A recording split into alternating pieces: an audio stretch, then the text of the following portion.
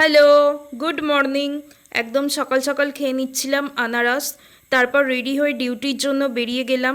স্টেশনে এসে দেখলাম ট্রেনও ঢুকছে আর আমিও ঢুকলাম। একটু টুকটাক খাবার কিনে নিয়ে চলে গেছিলাম অফিসে। এখন কাজের অতিরিক্ত প্রেশার, মাঝখানে আর কোনো ভিডিও করা হচ্ছে না। ফেরার সময় গেছিলাম মন্দিরে। নবরূপে নবসাজে সেজে উঠছে আমাদের তারকেশ্বর শ্রাবণী মেলার জন্য। তারকেশ্বরের এমন রূপ তারকেশ্বরবাসী এর আগে কখনো দেখেনি। বাবার প্রিয় মাস আসতে মাত্র আজ হাতে গোনা 4টে দিন বাকি, তাই ভাবলাম একটু বাবার দরবার থেকে ঘুরে আসি। এই রাস্তা হাতে গোনা 4টে দিন পর একদম জমজমাট হয়ে উঠবে, পা গলানোর জায়গা অবধি থাকবে না।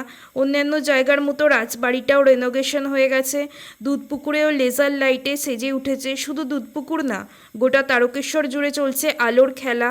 এত বছরের শ্রাবণী মেলার ইতিহাস এবার বদলাতে চলেছে।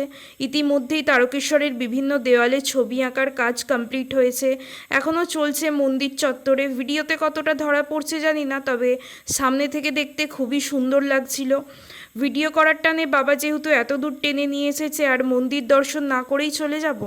লক্ষ লক্ষ ভক্ত শ্রাবণ মাসে বাবার মন্দিরে জল ঢালতে এলেও এত ভিড়ে আমি কখনো মন্দিরে আসি না। আমি পাড়ার একটা মন্দিরেই জল ঢালি।